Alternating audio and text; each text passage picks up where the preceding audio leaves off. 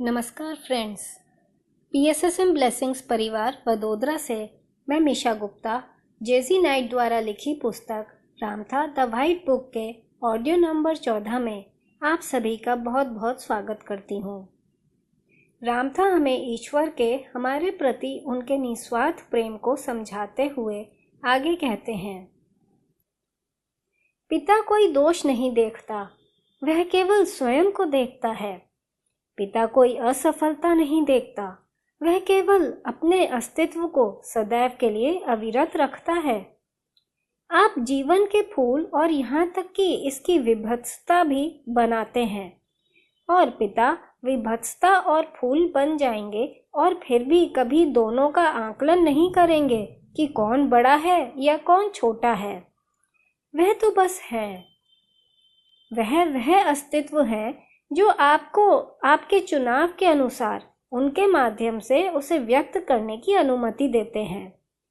और यह अच्छी बात है कि वे ऐसे हैं, क्योंकि यदि वह वास्तव में मनुष्य द्वारा बनाया गया ईश्वर होता तो आप में से कोई भी ऐसा नहीं होगा जो मोती वाले द्वार, जो स्वर्ग के द्वार माने जाते हैं, उन्हें देख सकेगा।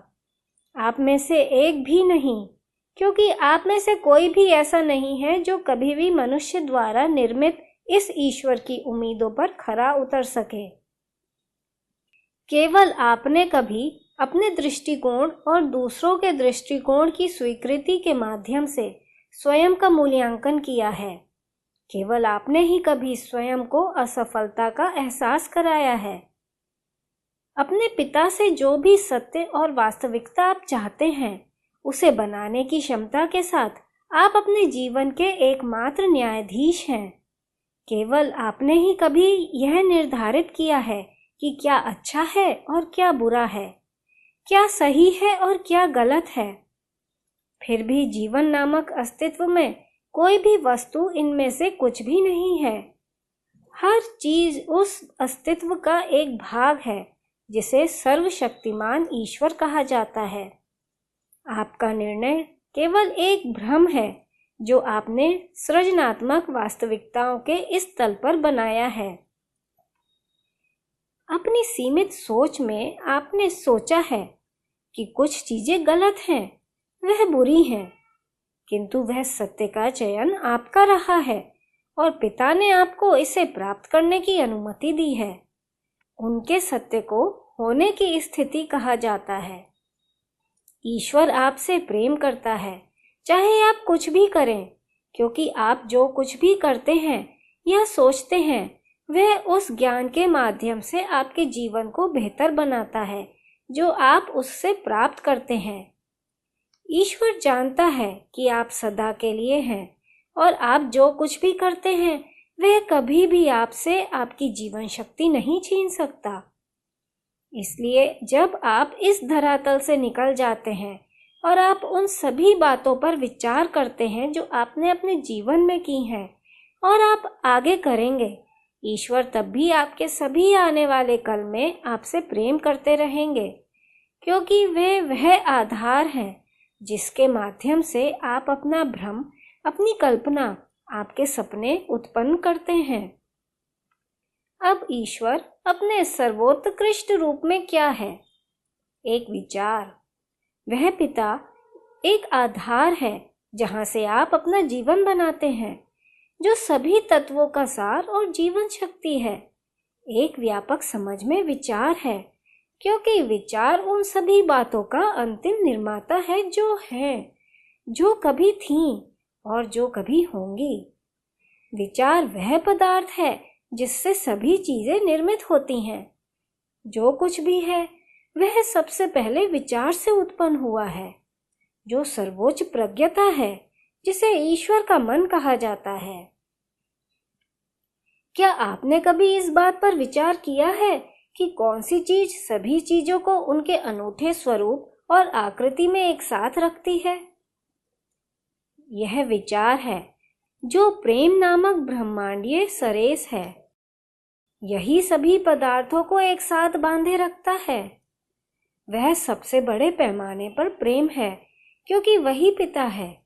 सब कुछ, यहाँ तक कि आपका शरीर भी विचार द्वारा एक साथ रखा गया है, क्योंकि हर चीज की कल्पना विचार के माध्यम से की गई है, जो कि ईश्वर है।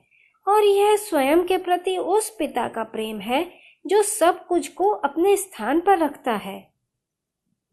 आपको ईश्वर ने एक साथ बांध रखा है। जो चीज आपके शरीर के सभी अणुओं और जीव कोशीय संरचनाओं को एक साथ बंधे रहने की अनुमति देती है, वह उस भव्य और शानदार विचार का प्रेम है जो ईश्वर वास्तव में है।